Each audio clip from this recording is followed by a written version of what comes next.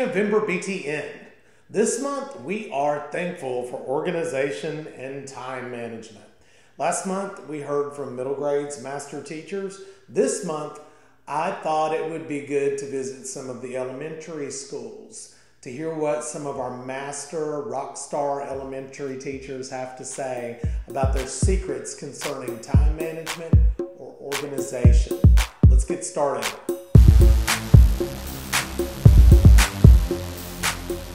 Now we're here at Every Hills Elementary School, and I'm with Mandy Saltez. Did I say that correctly? Yes, you did. I did. Do you have a tip for the BTs for organization or time management today? Yes, my one, time management, and I've been teaching for 19 years, and it's taken me a long time to get to this point. But as you're collecting your lesson plans and your materials, what I do is I just put each topic in a bag with the lesson plan, and then I put everything that I gather behind it, and then I have it the following year, and that's what I pull from. And then what I do is each month I make a tub. So this is November that we're currently in, and then I just pull my bag, and there's my lesson plan, and inside of my lesson plan is the book that I used, and any activities are also there. So the following year I can look at the book and the group of kids that I have, and I can either use the same thing or I can edit and change anything that I need to be doing. And then I have everything right there. This is the most time-saving organization tip. Okay. Do you put like a label on them that has like the standard or anything, or do you It's just... on the lesson plan, but then I do have some bags in here, like this is past and present Thanksgiving activities, and then I've taught kindergarten and first grade, so I put first on here so I would remember that this was my first grade bag and not my kindergarten bag. So you just wrote like with a permanent marker on it? Yes. Yeah. This is a great tip. And then where do the tubs, do you just stack them or? I actually have room this year in my classroom that I just put them in a closet, and they're by sequence of the month. And then I have all my materials from kindergarten in tubs by month up top. So if I ever go back to kindergarten, because I looped this year, so I came from kindergarten with my kids to first grade. So I spent a day transferring everything right in and out. Okay. So perfect. that's my big tip. All right. Well, I think this is a great idea. Thank you so much, Mandy. Okay. All right. Thank you.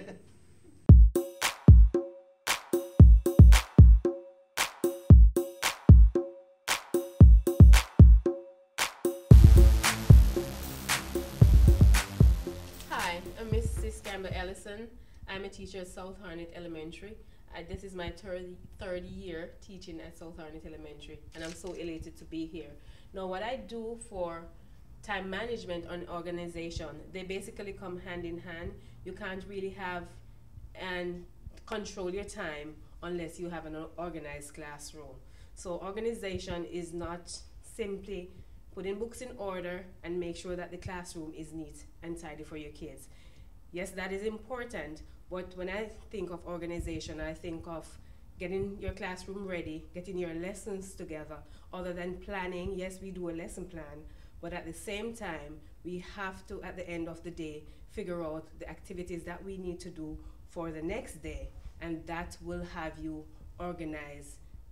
Once you're organized, you will manage your time effectively. Once you're organized, you will be able to manage your time effectively, because the students know what is expected of them when they step inside the classroom. They come in, my students know that once they come in, they unpack quietly, sharpen their pencils so that I don't have students getting up and losing the lesson that I'm teaching to get up, go sharpen pencils, get up, go get their bag. They know that this is what is expected of them, and when you set high expectations for your students, then you'll have a good flow lesson and you'll have a productive day. All of your activities, you need to plan them strategically, and at the same time, you have to plan for crisis. This is a school, things happen, so you try to do the most important thing first as the students come in so that they don't miss out on anything. And that will help you to have a smooth running classroom. It's not perfect all the time, it takes a lot of work, but if you are organized, you will be able to manage your time more effectively.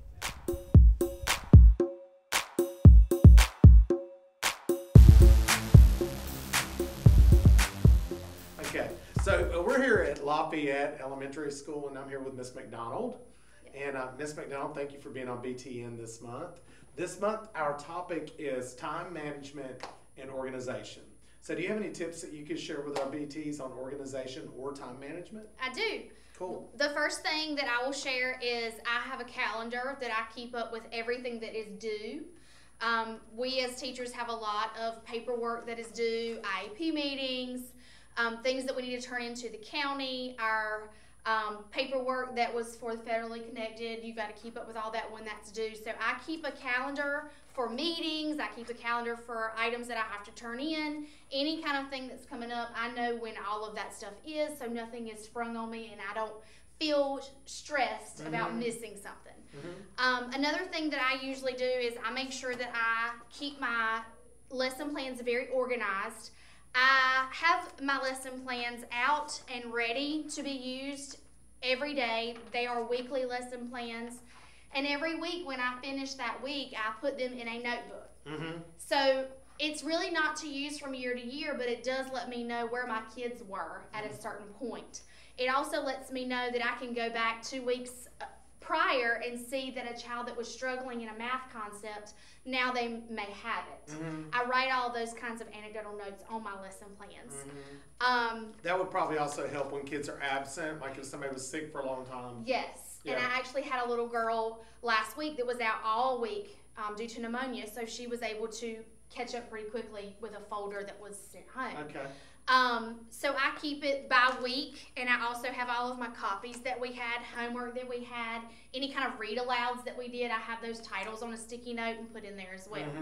I also keep information about students that I think are struggling and that have been declared as struggling due to assessment data. These are my RTI kids. These are students that I need to keep paperwork and any kind of classwork on. These are my artifacts showing that this is what I've done with them in the classroom. These are interventions that we are currently running. There are progress monitoring papers in here, and it lets me know that anytime I need to go to a meeting to either pursue moving that child up to another tier or possibly needing to be tested, I have all the documentation I need. And that way I can present that and feel very confident that what I have is what that child is going to need. Another thing that we do in elementary school is guided reading.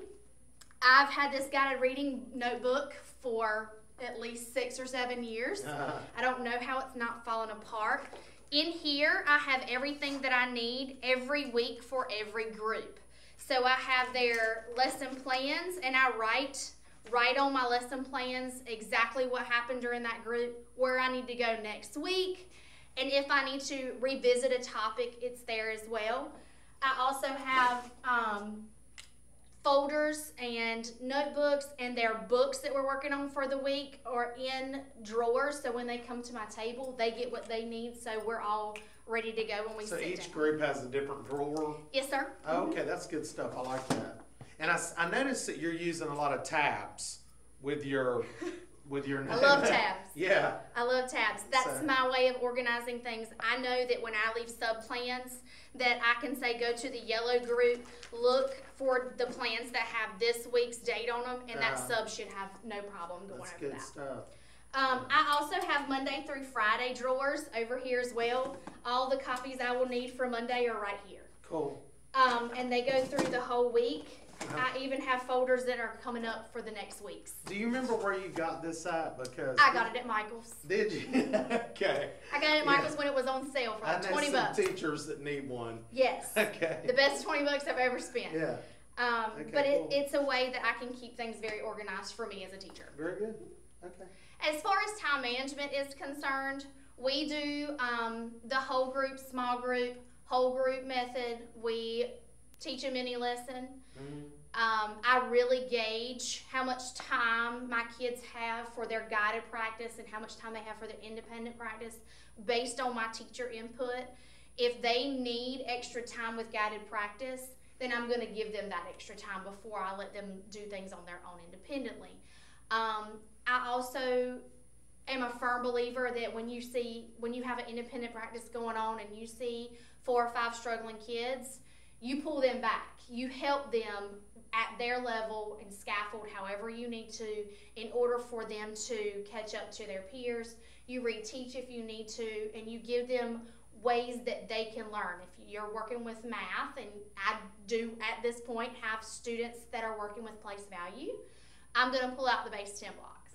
And before we work on word problems, working with those numbers, we're going to do it with the base 10 blocks. Cool. We're going to go through it for them to see it visually before they see it more abstractly. I see.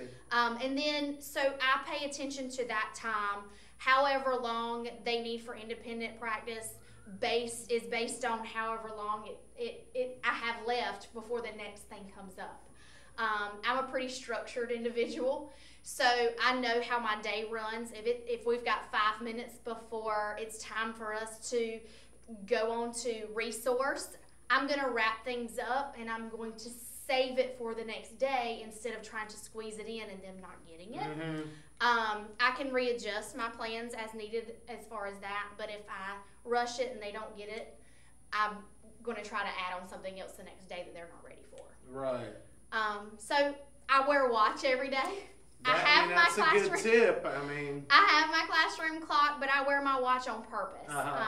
That's my way of knowing when I need to be somewhere, what's coming up next. And I know my schedule very, very easily. It's almost like my kids are in a routine to where they know what's coming up next, because we do have the same structure every day, and that also helps with my timing. Having a daily routine. Yes, sir. Yeah. Well, I sure do appreciate it. These are great tips, and thank you for being on BTN. Thank you. Right. Thank you. Cool.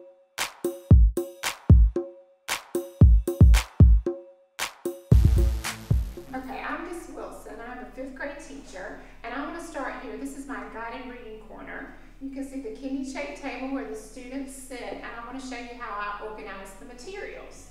On these shelves, I have the different books that I use with the different groups. I have markers for the whiteboards right here. I have up here all the materials that I would possibly need to do my guided reading lesson, ready to grab, so that I don't waste any time when I'm planning for these groups. I want to show you this area of the classroom. This is an area where students are free to get the materials that they need. I have dry erase boards, erasers, and markers right here. If students should need crayons, they're labeled according to the team where they sit, so there's no question what crayons they need to use. And then I have baskets of markers, highlighters, scissors, and glue sticks. All right, this is our classroom library. I have a little reading nook right here where students may sit and read silently. And the library is organized according to genre. I have different genre baskets. This is the area where students turn in work if there's a list on the board and it tells them to turn it into their appropriate basket. This is for one class and this is for my second block right here.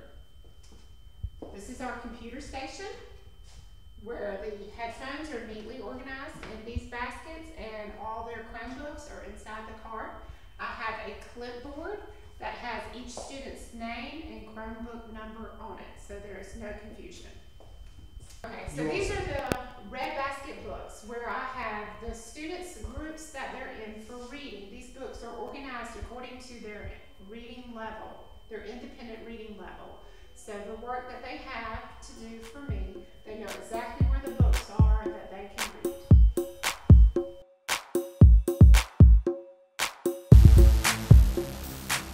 And now we're here at Bowie's Creek Elementary, and I'm talking to Miss Carter. Yes. Miss Kelsey Carter. Thank you for being on BTN this month. Our hot topic of the month is time management and organization. And I just wanted to know if you could share with our BTs a little bit about how you manage your time. I know in elementary, you don't get as much time for planning as we do in middle and stuff. So how do you accommodate for that? What are some of your secrets that help you stay on track? I like to have a schedule, so I have planning every day. But one of the days is PLCs, another day is team planning. So I like to organize the other days with things for myself. So one of the days is the day that I go to the book room and get new books for guided reading. Another day is a day that I just organize my desk and my paperwork, things like that. So just having that plan so that when the kids leave and everything is a rush and you're kind of frazzled, you have a plan in place. Right. And you know what you're going to do. Right, I see what you're saying. So plan for your planning. Yes. Yeah. Because otherwise, sometimes you get to that planning time and just go, and you're tired and you can't think of something that needs to get done. Yeah. You're just kind of overwhelmed with everything. I've also had so much to do before that I couldn't think of what I needed to do. Right. Or there's just so much on your plate that you don't know where to start. Right. So there's things that you need to get done every week. So if you just know that on certain days you get those things done. Sure. I find that to be really helpful. Do you do a lot of planning on the weekend? I do. So usually I get paperwork and emails and all that routine stuff done during the week. And I plan with my team so we know what's coming up. Okay. But then usually Saturday morning when I'm refreshed after a good night's sleep, then I get my lesson plans done. But all the other stuff that piles up, I try to get that done at school so that during the week I try not to do anything at home. I see. Yeah. So how often do you leave right when the buses leave? Never. Okay. Barely ever. Yeah. But So I also do you find myself staying too late sometimes. I see. And then getting overtired. So you do need to take some time for yourself, but it's also good to stay and get your work done. And yeah. I used to sleep better when everything was ready to go for the next day before I left. Right. Yes. You know. I find the same thing. Okay. Well, thank you for sharing with us today. We You're appreciate you welcome. being on BTN. All right. Thanks. Thank you.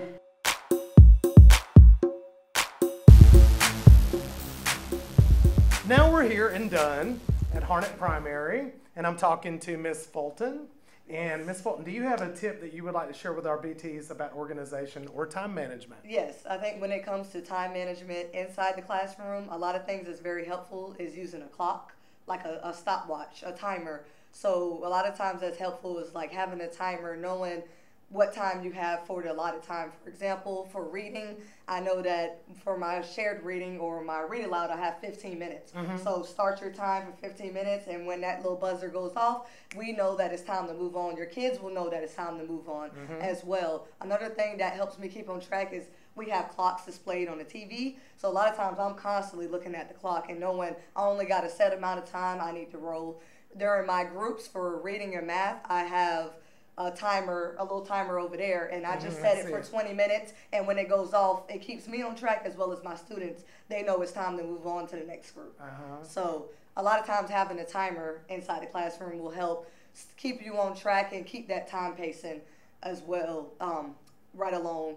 Another thing is for outside the classroom, what I know a lot of things are happening. We got so much on our plate, and that's handed to us, and we got to do it right then and there. Outside the classroom, when it comes to time management, a lot of times is setting a day for planning. I know every Thursday I make sure I plan, whether it's a little bit inside school and outside, and I make sure I plan every day. I try to plan for reading and math, and then a lot of times Sundays, that's my days to grade, and I'll plan for guided reading. So just having some times either throughout the week or on the weekend so you don't use up your whole weekend like a Sunday, have a set amount of time and say, okay, I know that I'm going to give myself an hour to plan reading, an hour for playing math, so I'm going to go ahead and set that, and then that's going to help me with my, planning outside of school, and then when I come inside of school, whether I have a TA or not, I know that I have this time to go ahead and make my copies. So that really keeps me on track. Even being a 6-year teacher is really hard for me to stay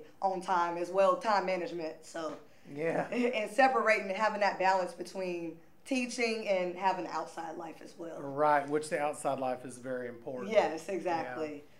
Yeah, I admire you elementary people because you have a lot to do. Yes. Coming from middle, Yes. I taught one subject all day. I can't imagine planning for 4. So. Yes, it's a lot of work. And then another thing that might be helpful was maybe planning, a lot in the day where it's like today I'm just going to plan reading and maybe like social studies. And then tomorrow I'm going to plan math and social studies. So breaking it up can help as well so you don't feel overwhelmed in one day. Good. That's a really good tip. Thank you so much. Thank you for sharing. having me.